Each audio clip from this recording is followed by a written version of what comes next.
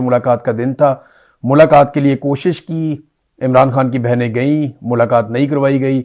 इमरान खान के साथी गए, फैमिली के लोग गए, मुलाकात नहीं करवाई गई। बल्कि अब इमरान खान साहब की कोई खैर खबर भी बाहर नहीं आती। यानी जो सरकार चाहती है उतना ही पता चलता है, जितना पाकिस्तान की मिलिट्री एस्टेब्लिशमेंट चाहती है उतना ही आप इमरान खान के बारे में जान सकते हैं।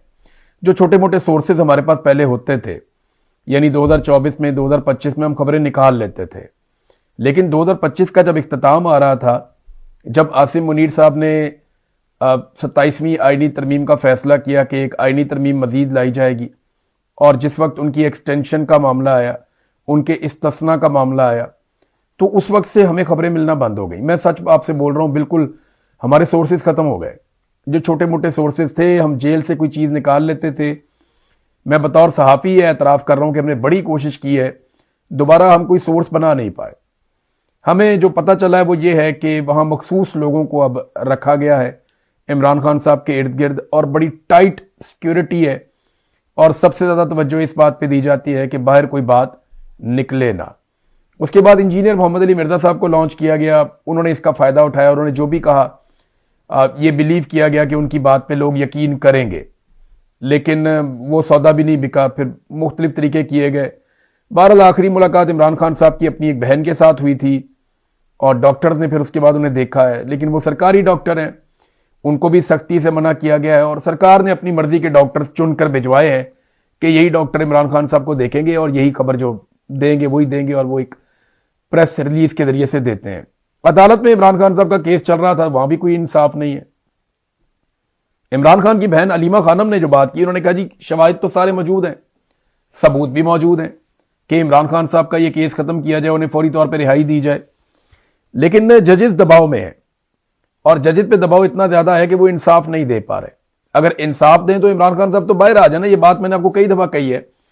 और इसी बुनियाद पे हमेशा अदालतों पे तकिया करते हुए, अदालतों को मद्देनजर रखते हुए मैं ये दावा करता रहा हूं कि जिस दिन अदालत ने इंसाफ दिया, यानी एक दौर तक तो मुझे ऐसा लगता था कि पाकिस्तान की अदालतें मुकम्मल तौर पे सरेंडर नहीं हुई, वो मुकम्मल तौर पे मिलिट्री एस्टेब्लिशमेंट के कंट्रोल में नहीं है, लिहाजा इमरान खान साहब बाहर आ जाएंगे। इसी बुनियाद पे हम ये कहते रहे हैं कि ज्यादा टाइम नहीं गुजरेगा, ये केसेस खत्म हो जाएंगे। केसेस खत्म होते चले गए, लेकिन फिर उसके बाद तरीकाकार बदल दिया गया। इमरान खान को कैद तन्हाई में डाल दिया गया, उनकी मुलाकातें बंद कर दी गई, और अदलिया में अपनी मर्जी के बंदे लाकर 27वीं आईनी तरमीम के जरिए से मुकम्मल कंट्रोल कर दिया गया। अब इमरान खान की बहनें भी कह रही हैं कि ये जजेस फैसला नहीं दे पाएंगे, और इस तरह तो इमरान खान सालों अंदर रहेंगे, ये जितना चाहेंगे इन केसेस को। मैं थोड़ा सा पहले ये बात बता भी रहा था कि अब अदालतों से उम्मीद लगभग खत्म हो गई है। इमरान खान साहब ने जो कहा था कि फैसला सड़कों पे होगा, मामला वहां जाके पहुंच गया। अलीमा खानम ने साफ कहा है कि जब तक अवाम और पाकिस्तान तहरीक इंसाफ सड़कों पर निकलकर दबाव नहीं डालेंगे, इमरान खान साहब की रिहाई नहीं होगी। अब ना मुलाकातें हो रही हैं, ना उनकी आंख की सेहत के बारे में कुछ मालूम है कि वो क्लॉट बना कैसे, उसका रीजन क्या है। इस बारे में अभी तक ना इमरान खान साहब के डॉक्टर को कुछ मुतमईन किया जा सका है, ना इमरान खान साहब की फैमिली को बताया जा सका है, और जजेस इंसाफ देने पर बिल्कुल तैयार नहीं है। तो इमरान खान की रिहाई कैसे होगी? वो उसी तरीके से होगी जैसे होनी चाहिए, यानी या तो इमरान खान साहब हार मान लें, जेल के अंदर सरेंडर कर लें, और वो ये कहें ठीक है जो आप कहते हैं मैं वो कर लेता हूं और मुझे रिहाई दी जाए। एक तरीका तो ये है। दूसरा तरीका ये है कि एक दबाव बढ़े पाकिस्तान की मिलिट्री एस्टेब्लिशमेंट पे। देखिए ऑलरेडी उनके ऊपर बहुत दबाव है, महंगाई का दबाव उनके ऊपर है, मईशत की तबाही का दबाव उनके ऊपर है, पाकिस्तान में जो हालात खराब हो रहे हैं दहशतगर्दी के, वो दबाव उनके ऊपर है, आलमी दबाव भी उनके ऊपर बहुत ज्यादा आ रहा है, IMF का दबाव उनके ऊपर है, तो पाकिस्तान की आवाम का दबाव उनके ऊपर है, लेकिन एक अवामी एहतजाज का दबाव नहीं है। अवाम अभी तक कोई बड़ा एहतजाज नहीं कर पाई जैसा होना चाहिए था, और वो ना कर पाए उसके लिए उन्होंने ताकत का अंधा इस्तेमाल भी किया। लोगों को कत्लेआम किया, लोगों को मारा, जेलों में डाला, चादर और चारदी वगैरह का तकद्दुस पामाल किया, खवातीन को सड़कों पे उन्होंने घसीटा, बच्चों को गिरफ्तार किया, उन्होंने बहुत जुल्म किया लोगों को डराने के लिए, धमकाने के लिए। अब लोगों ने निकलना है, जिस दिन लोग निकल आए सड़कों पे उस दिन एस्टेब्लिशमेंट का कोटा फुल हो जाएगा, और फिर इमरान खान साहब को रिहाई भी मिल सकती है। तो ये दबाव इमरान खान की बहनें कह रही हैं कि ये दबाव जब तक नहीं होगा तब तक कुछ नहीं होगा। दूसरी जानब इमरान खान के मुखालिफिन जो हैं वो तो शाही फैमिली से पता नहीं क्या कुछ बनते जा रहे हैं। एक वो क्रिकेटर है, मैं बात करना नहीं चाह रहा था कि उसके ऊपर दबाव बढ़ेगा, लेकिन क्योंकि अब सारे ही बात कर रहे हैं तो फिर मैं भी बात करता हूं। वो नसीम शाह ने एक ट्वीट किया, अब वो ये कहते हैं मैंने ट्वीट नहीं किया। वो ट्वीट जो है वो किसी और ने कर दिया था और नसीम शाह ने उसके ऊपर माजरत भी की। लेकिन उस ट्वीट को बुनियाद बनाकर कि जनाब इसने अपने मुआहदे की खिलाफ वर्जी की है, इसको 2 करोड़ रुपया जुर्माना कर देते हैं। पाकिस्तान की तारीख में कभी किसी को ऐसे जुर्माना नहीं हुआ, लेकिन 2 करोड़ रुपया जुर्माना कर दिया नसीम शाह को। उसके वालिद भी बोल पड़े, अब पाकिस्तान सारा नसीम शाह के साथ जाके खड़ा हो गया। वो कहते जी जो बात आपने की है बात ठीक की है। वो कहता मैंने तो की ही नहीं भाई, वो तो अकाउंट किसी और के पास था, उसने ट्वीट कर दिया और अब मेरे खाते पड़ गया, तो मैं फिर भी माजरत चाहता हूं, किसी की दिलदारी हुई है तो। लेकिन पीसीबी ने उन्हें 2 करोड़ जुर्माना कर दिया और बीच में यह भी खबरें आ रही थी कि शायद उसको बैन लगा दिया जाए 2 साल के लिए, ये बातें भी की जा रही थी। वो शानदार क्रिकेटर है, वो उस टाइम भी पाकिस्तान के लिए क्रिकेट खेला जब उसकी वालदा इंतकाल कर गई थी। वो टूर पे गया, उसकी वालदा का इंतकाल हो गया और वो 145 की स्पीड से बॉलिंग कर रहा था। उसने पाकिस्तान को कामयाबी दिलाने में किरदार भी अदा किया माजी में और बड़ा अच्छा खेलता रहा, पूरा जोर लगाता रहा और उसकी आंखों में आंसू भी थे उस दिन। उसकी वालदा फौत हो गई थी, वो पाकिस्तान के लिए खेल रहा था। तो हीरो है पाकिस्तान का, लेकिन यहां लोगों के दिल बहुत छोटे हैं। एक ट्वीट को लेकर उसको जुर्माना कर दिया, उसको मुतनाज़े बना दिया। अब ये मुझे पता है ना कि आइंदा किसी भी बहाने इसको टीम से बाहर कर देंगे और फिर इसको टीम में नहीं खेलने देंगे, क्योंकि शहजादी की शान में गुस्ताखी हो गई है। इतनी सी बात। इमरान खान के दौर में शाहिद अफरीदी ने क्या कुछ नहीं कहा इमरान खान के बारे में। शाहिद अफरीदी ने कितनी तनकीद की इमरान खान पे, कितने निश्तर बरसाए, लेकिन इमरान खान ने उसे कुछ भी नहीं कहा। वो कहीं भी जाता था, अपना काम करता था। सरफराज नवाज ने क्या कुछ नहीं कहा इमरान खान के बारे में। जावेद मियांदाद इमरान खान के बारे में तब बोले जब इमरान खान इक्तदार में थे, लेकिन इमरान खान ने किसी से बदला नहीं लिया। तो बड़ा आदमी सिर्फ इस वजह से नहीं होता कि उसके पास बड़ी गाड़ी होती है या बड़ा ओहदा होता है। आदमी अपने किरदार की वजह से, अपनी शख्सियत की वजह से बड़ा होता है। तो इमरान खान साहब ने इन चीजों को बॉदर नहीं किया, लेकिन ये बहुत छोटे लोग हैं, बोने हैं, इनको जरा सा कोई छेड़ दे तो ये चां चां करते हैं। अब इन्होंने पकड़ के उसको, अच्छा देखें, वो मुआहदे की खिलाफ वर्जी कह रहे हैं, इधर हलफ की खिलाफ वर्जी करने वाले मुल्क को लूट रहे हैं। यहां पे हलफ लेकर आते हैं ना ऑफिसर्स के, हम कभी सियासत में हिस्सा नहीं लेंगे, कायदे आजम ने मना किया था। ये बार बार डिक्टेटर बन जाते हैं, बार बार मुल्क में मार्शल लॉ लगा देते हैं। हलफ की खिलाफ वर्जियां करके अरबों की जायदादें बना ली जिन लोगों ने, उनको पूछने वाला कोई नहीं है। और एक शख्स ने कहते हैं जी कि कॉन्ट्रैक्ट की खिलाफ वर्जी है, वो ट्वीट नहीं करेगा, वो कहता मैंने किया भी नहीं, उसको पकड़े जुर्माना डाल दिया। तो ठीक है, ये पाकिस्तान को ऐसे ही चला रहे हैं अपनी मर्जी से। अब आ जाए जो बैनुल अक़वामी खबरें हैं उनकी तरफ। तो सबसे पहले तो यह है कि डोनाल्ड ट्रंप का एक स्टेटमेंट सामने आया, वो बड़ा मजेदार स्टेटमेंट है।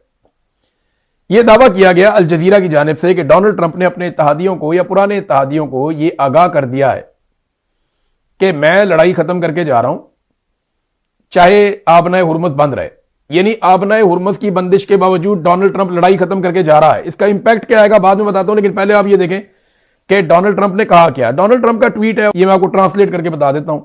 उसने कहा वो तमाम ममालिक जिनको इस वक्त जेट फ्यूल मुयसर नहीं है, खासतौर पर इनमें यूके का नाम लिया, यूनाइटेड किंगडम का, बरतानिया का, कि इनको जेट फ्यूल मुयसर नहीं है और इन्होंने ईरान के साथ लड़ाई में इन्वॉल्व होने से इनकार किया था। मेरी उनके लिए एक तजवीज है। डोनाल्ड ट्रंप की तजवीज बड़ी मजेदार है, 2 उसने उसके नंबर लिखे कि तजवीज नंबर 1 और तजवीज नंबर 2। उन्होंने कहा मेरी उनके लिए नसीहत है, तजवीज है कि तेल हमसे खरीद ले क्योंकि हमारे पास बहुत ज्यादा है, पहली तजवीज। और दूसरी तजवीज उसने कहा जनाब कि थोड़ा सा कोई हौसला पैदा करो और जाओ और जाकर आबनाए हुर्मुज़ को खुलवाओ ताकत के बलबूते पर, और यह सीखो कि अपने हक के लिए कैसे लड़ा जाता है। लेकिन अमेरिका तुम्हारे लिए वहां मौजूद नहीं होगा क्योंकि तुम जब अमेरिका लड़ रहा था वहां हमारे लिए मौजूद नहीं थे। यह डोनाल्ड ट्रंप ने कहा कि जनाब आप ही जाके अपनी लड़ाई लड़ो। और एंड में उसने लिख दिया कि ईरान जो है वो काफी कमजोर हो चुका है और बड़ा पार्ट हमने अदा कर दिया है, गो गेट योर ओन ऑयल, जाओ अपना तेल खुद हासिल करो। यह डोनाल्ड ट्रंप ने कहा। साफ इशारा है कि हम जा रहे हैं लड़ाई छोड़ के, आपने हुर्मुज़ खुलवानी है तो खुद ही खुलवाओ जाके। मैंने आपसे पहले कहा था ना कि अमेरिका का तेल यहां से नहीं जाता, अमेरिका का 1% तेल सिंबॉलिकली यहां से जाता है। वो अपना तेल अब प्रोड्यूस करते हैं, उनके पास और सोर्सेज हैं, उन्होंने वेनेजुएला पे कब्जा कर लिया है। उन्हें अब तेल का मसला नहीं है, वो दुनिया को तेल बेचते हैं। वो भी कह दिया ट्रंप ने कि हमसे खरीद लो तेल, जेट फ्यूल अगर आपको चाहिए तो ये तो जनाब अमेरिका का कुछ नहीं बिगड़ रहा था। अब जो ममालिक वहां से तेल लेते हैं, खासतौर पर यूरोप, उनके ऊपर अमेरिका बहुत गर्म है। अभी देखें, फ्रांस ने इनकार कर दिया कि हम अपनी फिजाई हदूद नहीं दे रहे अमेरिका को। जर्मनी के अंदर लोग नाराज हो गए, उनकी अपोजिशन लीडर ने यह भी कह दिया कि इनके फौजियों को भी यहां से निकालो। पोलैंड ने साफ इनकार कर दिया। पोलैंड एक बड़ा मुल्क, यानी यूरोप के जो बड़े ममालिक हैं उनमें से एक पोलैंड भी है। जर्मनी, फ्रांस, पोलैंड, स्पेन और इसी तरह नॉर्वे, ये बड़े ममालिक हैं। फिनलैंड, इनके रकबे बड़े हैं इन ममालिक के। तो पोलैंड भी एक बड़ा मुल्क है, उसने भी इनकार कर दिया। स्पेन ने, इटली ने, जर्मनी ने, फ्रांस ने, पोलैंड ने, ये अमेरिका के वो इत्तेहादी थे जो आंखें बंद करके साथ लड़ते थे। बरतानिया ने लड़ने से इनकार कर दिया, लेकिन अड्डे दिए हुए हैं फिलहाल। बरतानिया कहता है जी दिफाई नुक्ता नजर से हम मौजूद हैं, लेकिन हम इस लड़ाई का हिस्सा नहीं बन रहे और ये हमारा उसूल है। तो अगर डोनाल्ड ट्रंप यहां पे लड़ाई खत्म कर देता है तो डोनाल्ड ट्रंप को मिला क्या, यह है सबसे बड़ा सवाल। एक तरफ धमकियां भी लगा रहे हैं, वो ये कह रहे हैं कि ईरान शिकस्त तस्लीम करे, ईरान हमसे हार मान ले और हमारे साथ कोई डील कर दे। ईरान हार मान के अगर डील कर ले तो ये तो मौका ही नहीं है, इतनी लड़ाई लड़ने का फायदा ही नहीं है।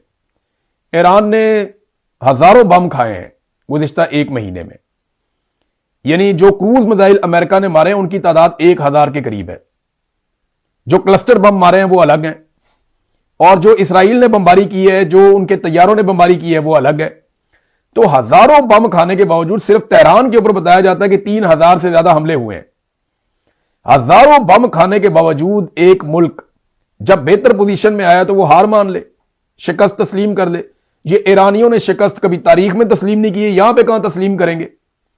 तो अमेरिका की ख्वाहिश है कि इनसे शिकस्त तस्लीम करवाई जाए, उसके लिए वो दबाव बढ़ा रहे हैं, अपने फौजियों की तादाद को बढ़ा रहे हैं मिडिल ईस्ट में। अब उनका ख्याल यह है कि बाकी मुल्क मिलकर हमारे साथ हमला करेंगे ईरान के ऊपर। जब वो देखेंगे बहुत सारे अमरीकी फौजी आ गए, मरीन्स पहुंच गए, हथियार पहुंच गए, तो सारे तगड़े हो जाएंगे, मिलकर लड़ेंगे। लेकिन अरब ममालिक ईरान के साथ नहीं लड़ेंगे, मुझे ऐसा दिखाई देता है, मुझे ऐसा लगता है कि नहीं लड़ेंगे। उसकी वजह यह है कि उनका नुकसान ज्यादा होगा, उन्होंने ईरानियों के साथ रहना है, नंबर एक। नंबर दो, अरब ममालिक के अंदर इसराइल से ज्यादा ईरानियों की हमायत मौजूद है। यह एक बड़ा अहम फैक्टर है। अरब ममालिक इसराइल के साथ मिलकर शाना बशाना ईरान के खिलाफ लड़ेंगे तो अपने मुल्क में उनकी क़यादतें बहुत गैर मकबूल हो जाएंगी। अरब ये जरूर चाहते हैं कि ईरान कमजोर हो, ईरान को मार पड़े। वो चाहते हैं कि इसराइल और अमेरिका मिलकर ईरान को इतना मारें कि ईरान की कमर सीधी ना हो। वो ये भी चाहते हैं कि पाकिस्तान भी ईरान के ऊपर अटैक कर दे अपने मुल्क से, और वहां से पाकिस्तान भी मारे, इंडिया भी मारे, सारे रल के मारो ईरान को, इसको कमजोर तरीन कर दो। लेकिन वो खुद नहीं लड़ना चाहते, वो ईरान को कमजोर करना चाहते हैं, लेकिन उसकी कीमत खुद अदा नहीं करना चाहते अरब। उन्हें लगता है उनके पास बहुत सारा पैसा है और वो सिर्फ पैसे को इस्तेमाल करेंगे, इन्फ्लुएंस को इस्तेमाल करेंगे और दुनिया उनके लिए लड़ेगी। ये उनकी एक हिकमत अमली है। अब आप इसको अच्छा समझें, बुरा समझें, वो अपने मुल्क के लिए तो अच्छा ही सोच रहे हैं। तो बराह रास्त वो लड़ाई के अंदर आएंगे नहीं, तो ट्रंप को इत्तेहादी मिल नहीं रहे, उसकी फ्रस्ट्रेशन बढ़ रही है। ऐसे माहौल में उसको मशवरा दिया जा रहा है कि लड़ाई से निकल जाओ। अब अगर ट्रंप ऐसे लड़ाई से निकलता है, जो आपको मैंने ट्वीट पढ़ के सुनाया, ये डोनाल्ड ट्रंप का अपना ट्वीट है, तो होगा क्या? यानी जंग से पहले और जंग के बाद में क्या बदला? हम पहला सवाल तो यही उठाएंगे ना कि जब ट्रंप ने इस जंग को शुरू किया तब दुनिया कैसी थी, और जब खत्म करके वहां से जा रहा है तो दुनिया कैसी है। तो पहली बात तो यह है कि आबनाए हुर्मुज़ जंग से पहले खुली थी, जंग के बाद बंद है। और वैसे भी जो अमेरिका के इत्तेहादी ममालिक हैं या दोस्त ममालिक हैं, उन्होंने अमेरिका को कहा है कि आप जंग बंद करें, आबनाए हुर्मुज़ हम टेलीफोन करके खुलवा लेंगे। ईरान ने अमेरिका की जिद में आबनाए हुर्मुज़ को बंद किया हुआ है ना, कि यहां जंग चल रही है, ये जंगबंदी कर दें, ऐलान कर दें कि हम जंग नहीं लड़ेंगे। ईरान के साथ यूरोप बैठ जाएगा जाके, अरब बैठ जाएंगे जाके, वो एक मैकेनिज्म बनाएंगे, सर्टेन कंडीशंस होंगी, वो आबनाए हुर्मुज़ के रास्ते खोल देगा, सब तरफ अमन हो जाएगा, बस अमेरिका और इसराइल यहां पे नहीं आएंगे। तो वो खुद ही खुलवा लेंगे, उन्हें लड़ने की जरूरत ही नहीं है। डोनाल्ड ट्रंप ने जो दो ऑप्शन दिए ना, पहला कि तेल हमसे ले लो, दूसरा वहां पे जाके खुद आबनाए हुर्मुज़ को खुलवा लो। दूसरा ये है ना, दूसरा बहुत आसान है, वो बगैर लड़े खुल जाएगा। ईरान तो कहता है सबके लिए खुली है, हम अपने दुश्मनों के लिए नहीं खोल सकते। तो अमेरिका और इसराइल को नहीं मिलेगा, बाकी सारे लोग जाके वहां ईरान को यकीन दिलाएं कि हम आपके दुश्मन नहीं हैं, हम इस जंग के अंदर शामिल नहीं हुए, तो ईरान खोलेगा ना उनके लिए। हां, ये कंडीशंस अब जरूर होंगी कि ईरान अब उसको मुफ्त में नहीं खोलेगा, वो वहां से कुछ पैसे कमाना चाहेगा। और ईरान के ऊपर माजी में जो पाबंदियां थी, वो पाबंदियां भी अब ऐसा लगता है कि नहीं रहेंगी। तो फर्क क्या पड़ा डोनाल्ड ट्रंप के जंग छेड़ने से लेकर अब तक? क्या ईरान में रजीम तब्दील हुआ? नहीं हुआ। अमेरिकन अपनी फेस सेविंग के लिए बार बार कह रहे हैं रजीम बदल गया, रजीम बदल गया। क्या बदला भाई? ये मौजूदा रजीम ने सारे मिसाइल चलाए हैं, पिछला रजीम तो जंग के पहले दिन ही शहीद हो गया था। आयतुल्लाह अली खामनाई तो जंग के पहले दिन शहीद हो गए थे। ये जो ईरान ने वापस हजारों मिसाइल और ड्रोन मारे हैं, ये तो इसी रजीम ने मारे हैं जिसको वो कह रहे हैं अच्छा है, लोगों को बेवकूफ बना रहे हैं। ये जो नया रजीम है ये वही है जो पहले था, सिर्फ शक्लें बदल गई हैं, बंदे बदल गए हैं। ये वही लोग हैं, वही टीम है। तो एक तो रजीम तब्दील नहीं हो सका। नंबर 2, आबना हुर्मुज़ जंग से पहले खुला था, जंग के बाद बंद है। नंबर 3, डोनाल्ड ट्रंप पहले से ज्यादा गैर मकबूल हो गए। अभी एक लेटेस्ट सर्वे आया, उसमें -17% इनकी पॉपुलैरिटी गई है। तो डोनाल्ड ट्रंप इस वक्त जो डाटा है या अमेरिकन मीडिया बता रहा है, मैं CNN की एक रिपोर्ट देख रहा था, उसके मुताबिक डोनाल्ड ट्रंप इस वक्त अमेरिका की तारीख के तमाम सुदूर से, यानी हालिया तारीख जो है अमेरिका की, इसमें तमाम सुदूर से ज्यादा गैर मकबूल सदर है। यह हालत डोनाल्ड ट्रंप की हुई है। तो मकबूलियत डोनाल्ड ट्रंप की फारिग हो गई जंग के नतीजे में। अमेरिका की चौधराहट भी बढ़ गई। पहले अमेरिका खित्ते का चौधरी था दुनिया का, यहां अपने जहाज भेजता था, लोग बात मान लेते थे, हमारा बहरी बेड़ा आ रहा है, वो सारे कहते थे दसों सरकार करना किए। पाकिस्तान में एक उनका छोटा सा सेक्रेटरी लेवल का बंदा, एक उसका साइफर आ जाता था पाकिस्तान में, तो पाकिस्तान में रजीम तब्दील हो जाता था। वो उनका एक छोटा मोटा ऑफिसर भी आता था तो हमारे हुक्मरान लाल टाइयां लगा के खड़े हो जाते थे उसके रास्ते में। तो वो जो चौधराहट अमेरिका की थी वो बाकी नहीं रही।